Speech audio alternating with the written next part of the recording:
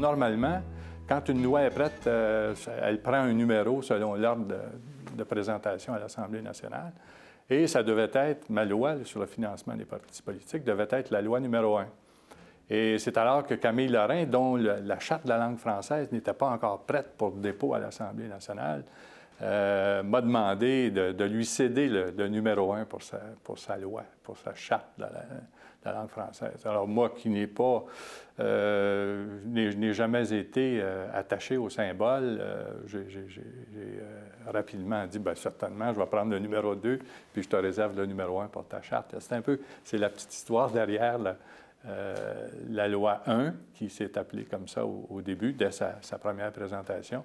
Et finalement, la loi sur le financement des partis politiques était le projet de loi numéro 2. Et j'ai vu que M. Lévesque était indisposé par cette décision que j'avais prise.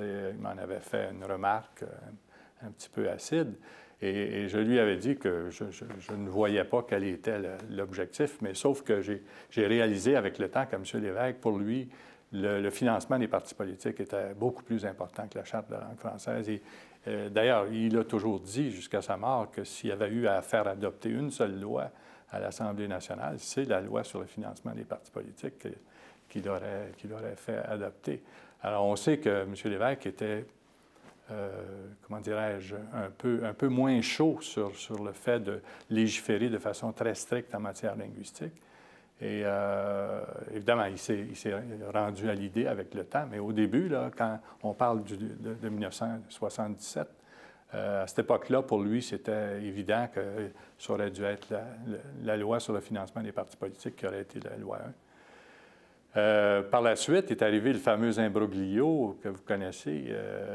La loi 1 est devenue la loi 101. Et encore là, il y a une anecdote de la petite histoire. En vertu du règlement, il est interdit d'avoir deux projets de loi sur le même sujet au feuilleton en même temps. Et quand M. Lorrain a réalisé qu'il y avait, après des consultations qui étaient faites autour du projet, qu'il y aurait éventuellement beaucoup d'amendements à apporter à la loi, la décision a été prise de retirer la loi 1 et de redéposer une loi qui comporterait des amendements à éventuellement faire adopter. Alors, pour éviter un débat de procédure éternel, pratiquement, au lieu d'avoir plusieurs amendements, on avait un projet de loi où les amendements étaient intégrés. Et M. Lorrain, encore là, attaché au symbole, ne voulait pas retirer sa loi 1. Pour lui, ça avait l'air d'une sorte de défaite, de reculer d'une certaine façon. Et il m'avait demandé de laisser la loi 1 au feuilleton tout en annonçant la loi 101. Et évidemment, moi, je me suis opposé à ça en disant, bien, c'est pas conforme au règlement, on va se faire taper dessus par l'opposition officielle. Et le leader parlementaire de l'opposition à l'époque, vous vous souviendrez, c'était l'ancien président de l'Assemblée nationale, alors, qui connaissait sûrement cet aspect-là du règlement. Finalement, on m'a un peu convaincu, j'ai cédé. J'ai dit, bon, on va prendre une chance que ça ne fasse pas tout un chiard, cette histoire-là. Et ça en a fait un chiard quand les deux projets de loi sont apparus au feuilleton, la loi 1, Charte de la langue française, la loi 101, Charte de la langue française. Et ça a fait un imbroglio de procédure dans lequel on s'est débattu pendant quelques heures. Et finalement, pour en arriver à la solution qui aurait été si facile à faire auparavant, de retirer la loi 1 puis de laisser uniquement la loi 101 au feuilleton. Mais c'est un peu comme ça que ça s'est passé. Puis c'est là qu'on a entendu M. Lévesque, sa fameuse phrase de dire que c'était peut-être pas la trouvaille du siècle qu'on avait fait là. Il y a beaucoup de gens qui ont pensé que M. Lévesque disait ça de façon blessante pour moi, qui était le maître de la procédure pour le gouvernement. Moi, personnellement, je sais que M. Lévesque n'avait pas d'intention désagréable à mon égard en disant ça. C'était un peu comme il accusait son propre gouvernement de peut-être pas avoir agi de façon qu'il aurait dû le faire à ce moment-là. Mais évidemment, vu de l'extérieur, ça avait l'air à dire mon leader parlementaire s'est fourvoyé. Et ça m'avait un petit peu choqué sur le coup, parce que, évidemment, comme je vous disais, c'était pas mon opinion de fonctionner de cette façon-là.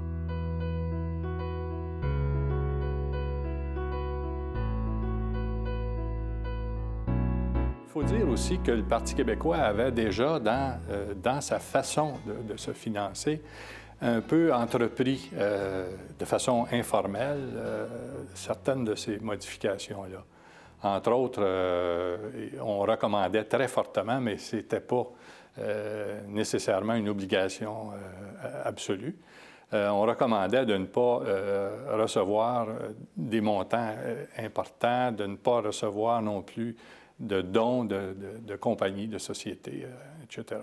Mais ce n'était pas encore formalisé. Quand est arrivé le mémoire au Conseil des ministres, ça a été adopté de façon très, très rapide. Puis on m'a dit « bonne chance », puis « va le faire adopter », etc. Et encore là, j'ai été étonné de l'accueil que j'ai eu de la part des autres partis. Mais c'est un peu l'attitude dans l'opposition de dire est-ce qu'on est contre le bien? Dans le fond, ce qu'on proposait, c'était quelque chose de vraiment très, très bon. Et de dire on va démocratiser le financement des partis politiques, on va empêcher du financement qui pourrait lier les partis, que ce soit un parti au pouvoir ou le parti d'opposition dont l'avenir est au pouvoir, évidemment. Alors, pourquoi lier des partis à cause de dons importants et à cause de dons de la part de gens qui n'ont pas d'autre intérêt sinon que de mettre de la pression sur le gouvernement? Alors, on s'est dit, ça appartient aux électeurs, ces choses-là. Ça a été ça, la grande réforme. L'idée de base de confier à l'électeur, personne physique, le soin de contribuer au parti politique, je pense que ça, c'est maintenant acquis et c'est quelque chose qui nous est envié par beaucoup de démocraties occidentales actuellement. Ça valorise le rôle du citoyen qui devient, à toute fin pratique, propriétaire d'un parti politique qu'il favorise. Et ce n'est plus simplement un geste, quand contribution électorale n'est plus simplement un geste pour obtenir en retour une faveur, ce qui avait toujours été le concept. Et vous voyez que maintenant, le gouvernement d'Ottawa a suivi à peu près de façon différente et peut-être un peu diluée, mais a suivi le même cheminement. Il y aurait peut-être des modifications à faire. Par exemple, si une contribution importante, mettons, au-delà de 1 000 $ qui est faite par un individu, on craint toujours que ce soit que cet individu-là soit un prête-nom pour une compagnie et qui tente de contourner la loi de cette façon-là. Bien, je pense qu'il y aurait des mesures, je pense à une, là, ce n'est pas nécessairement la seule, mais que lors d'une contribution de cette importance-là, cet individu-là signe un engagement, une déclaration solennelle, comme quoi c'est bien son argent à lui, et non pas qu'il n'agit pas comme prête-nom. Ça faciliterait, je pense, éventuellement, si c'est inexact, ça faciliterait des poursuites. C'est quelqu'un qui fait une fausse déclaration.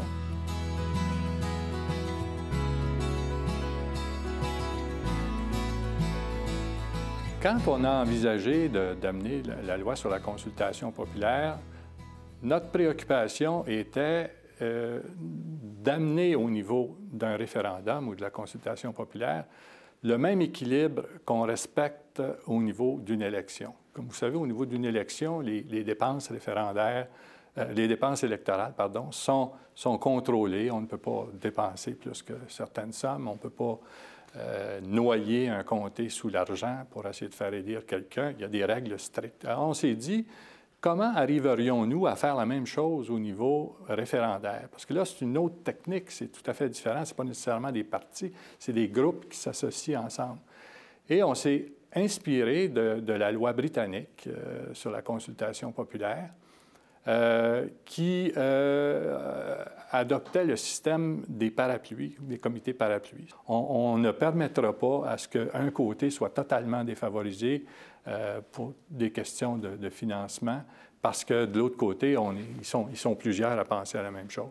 Donc, que de l'autre côté, on puisse dépenser de façon phénoménale contre une idée de l'autre côté qui, elle, est plus restreinte. Évidemment, il y a toujours le problème au Québec que le gouvernement fédéral s'imagine qu'il est autorisé à passer outre à cette loi-là. Il ne se sent pas lié, comme vous le savez.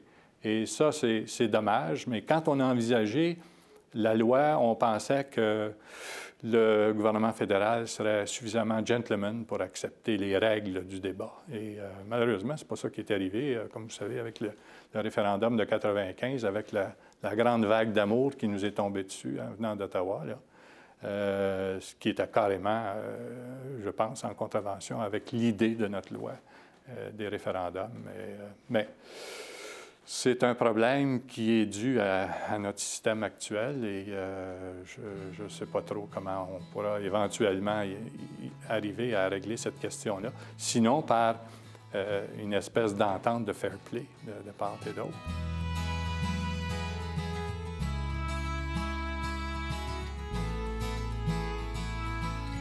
Est-ce que ce serait une question multiple? Est-ce que la question serait directe? Peu importe, là, toutes les options étaient sur la table. Et moi, je me souviens, et ça a été une contribution très, très limitée, puisque le gros du débat a eu lieu après mon départ. Et le référendum lui-même a eu lieu au mois de mai 80. Mais je me souviens d'avoir au comité de priorité, puis je siégeais au comité de priorité à ce moment-là, qui était formé des ministres d'État et du ministre des Finances, ainsi que du ministre des Relations interprovinciales, intergouvernementales. Je me souviens d'avoir mis sur la table une proposition qui aurait fait qu'on adopterait une loi sur l'accession à l'indépendance. Que cette loi-là serait relativement simple, 3 ou 4 articles au maximum, qui décrirait ce qu'est l'accession à l'indépendance et qui se terminerait par un article de mise en vigueur qui dirait « La présente loi entrera en vigueur après son adoption à l'Assemblée nationale et son adoption par voie référendaire, ou si vous voulez, par son approbation référendaire par une majorité de la population du Québec. » Le Parti québécois a été formé de gens qui venaient de tous horizons. Il y a d'anciens créditistes dans ça. Il y a d'anciens libéraux. Il y a d'anciens unionistes de l'Union nationale. Il y a d'anciens socialistes. Et il y a d'anciens NPD. Alors, il y a tout. C'est une espèce de réunion arc-en-ciel où les tendances... J'oubliais d'anciens réunistes qui sont aussi des gens très importants au sein du Parti québécois. Mais ces gens-là avaient des tendances différentes. Alors, j'ai l'impression qu'on a essayé de tout accommoder, tout ce monde-là. Et quand vous essayez d'accommoder tout le monde, souvent, vous diluez beaucoup votre position.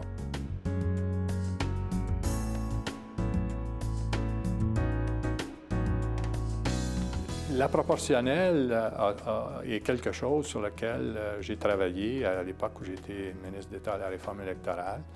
Personnellement, j'étais favorable et je suis toujours favorable à une forme de proportionnelle. Je ne verrais pas, comme d'ailleurs il y a à peu près quelques rares pays, dont Israël, qui sont carrément proportionnels au complet dans nos démocraties, mais je verrais un système qui ressemble beaucoup au système du Bundestag allemand, c'est-à-dire une assemblée qui est moitié-moitié formée de la moitié, pardon, d'électeurs, de députés sur une liste à la proportionnelle, et l'autre moitié à uninominale à un tour, comme on le connaît actuellement, comté par comté. Et ça ferait, à mon avis, un équilibre assez important. Il y a des gens qui craignent que ça donnerait beaucoup de pouvoir au parti, parce qu'évidemment, le parti contrôle sa liste. Plus vous êtes haut placé dans la liste, plus vous avez des chances d'être élu à la proportionnelle, c'est bien sûr. Mais c'est pourquoi pas.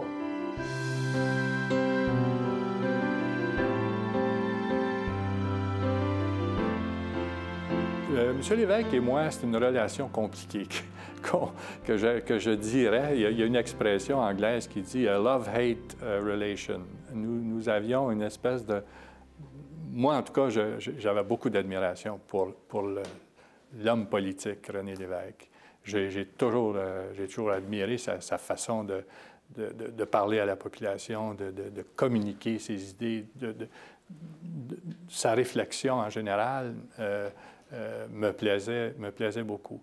Sauf que j'ai souvent réprouvé ses hésitations et sur des questions importantes, comme l'accession à l'indépendance du Québec. M. Lévesque m'a toujours paru, un peu comme les Québécois d'ailleurs, hésitant à cet égard-là. Je ne dis pas qu'il n'était pas d'accord avec la souveraineté du Québec, mais que des fois, il était plus tiède qu'à d'autres moments. Que des fois, il pensait qu'on devrait en parler moins et avec moins de vigueur. Et moi, je ne partageais pas ces vues-là. J'ai toujours pensé qu'un parti qui défend une idée et une visée aussi importante que celle-là doit en parler constamment et doit faire œuvre d'éducation. Aux deux élections de 70 et 73, M. Lévesque n'a pas été élu. Et notre caucus, et vous savez, le Conseil des députés, qui établissait la stratégie parlementaire, a souffert de l'absence de M. Lévesque à ces réunions du Conseil des députés. La Constitution du Parti québécois prévoyait à l'époque, le prévoit possiblement encore, la présence du président du parti aux réunions du Conseil des députés. Or, M. Lévesque, ça ne l'intéressait pas. Il nous l'a dit clairement. Ça ne l'intéressait pas. Il avait d'autres choses à faire. Il avait aussi, il poursuivait une carrière de journaliste. Il fallait qu'il gagne sa vie. Ça, c'est tout à fait honorable, tout à fait défendable. Mais ce qui est arrivé à plusieurs reprises, c'est qu'il y avait des choses, des prises de position que nous prenions, que nous adoptions à l'Assemblée nationale, et que M. Lévesque adoptait une autre position dans ses textes dans le Journal de Montréal et dans le Journal de Québec. Alors, évidemment, ça a créé des difficultés, pas seulement avec moi, mais avec mes autres collègues de la députation. On n'était pas contents quand on défendait un point de vue en Chambre et que M. Bourassa, avec son attitude espiègle qu'on lui connaissait, brandissait le Journal de Montréal et disait « C'est pas ça qu'il pense, votre chef ». Alors, ça a créé des difficultés qui ont conduit à cette fameuse réunion à l'auberge Anfield, peu de temps avant l'élection, où carrément, il y a eu des gros mots qui se sont dits entre M. Lévesque et certains des membres de la députation, dont j'étais, évidemment. Et c'était loin de moi l'idée de vouloir détrôner M. Lévesque comme président du parti, mais sauf que mes collègues et moi, on lui disait, écoute, on fait partie d'une équipe, c'est important qu'on travaille ensemble. C'est pas normal que nous ayons à nous tirailler comme ça sur la place publique. Et je ne voudrais pas donner l'impression non plus qu'on était totalement et toujours en désaccord. Quand, entre autres, on a préparé les projets de loi sur le financement des partis politiques, quand on a préparé la loi sur la consultation populaire, j'ai passé de longues heures avec lui dans son bureau à discuter de ça, et nous étions, encore une fois, en parfait accord. Et c'est grâce à cet accord-là, je pense, c'est grâce à son support qu'il m'a accordé sans aucune réticence, que j'ai pu faire adopter ces choses-là assez facilement. C'est grâce à son appui également que j'ai pu mettre en application la télédiffusion des débats à l'automne 1978. Comme vous savez, peut-être, il y avait certains membres du Conseil des ministres qui n'étaient pas d'accord avec la télédiffusion des débats. Et certains étaient carrément contre parce qu'ils croyaient qu'on se défavorisait comme gouvernement de présenter l'Assemblée nationale. Je pense qu'ils faisaient une erreur très grave. Parce que c'était pas ça. L'idée n'est pas de favoriser un parti ou un autre. L'idée, c'est, si on télédiffuse des débats, c'est de rapprocher l'Assemblée nationale de la population, de la rendre accessible à tout le monde.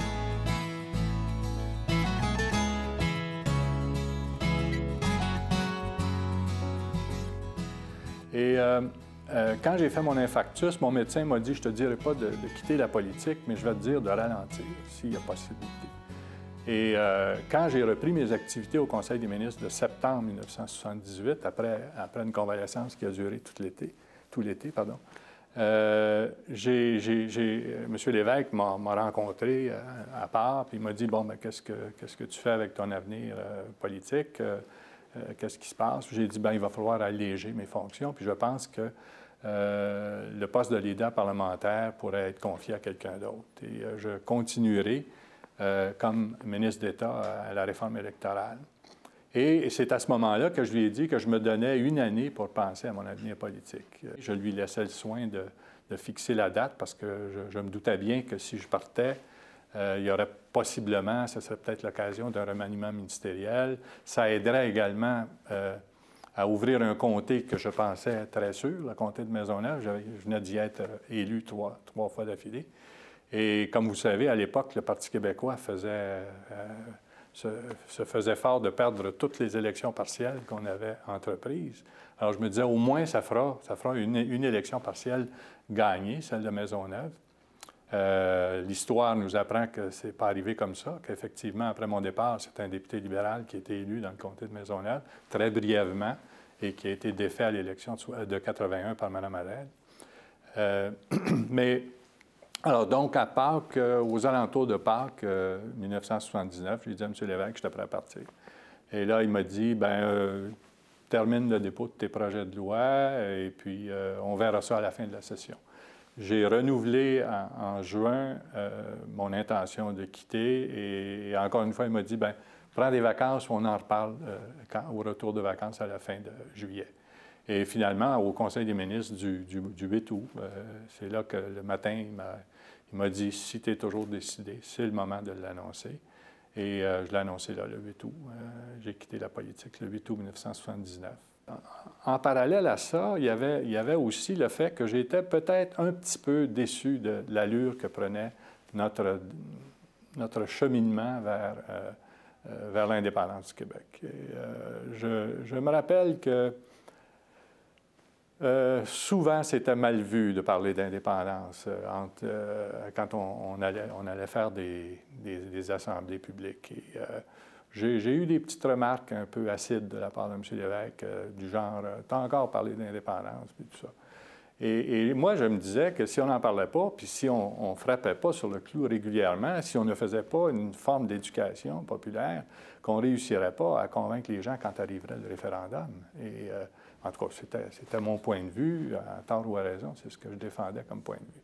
Alors, il y avait de ça. Il y avait le fait aussi que comme je l'ai dit, je suis rentré en politique un peu à reculons et je m'étais dit que pour moi, la politique, c'est une charge qu'on exerce pendant un certain temps. Il y en a qui voient ça comme une carrière, ce n'est pas du tout mon point de vue. Moi, pour moi, c'est quelque chose qu'on exerce, c'est un don qu'on fait à l'État, qu'on fait à nos concitoyens d'une certaine période de notre vie qu'on consacre aux affaires de l'État.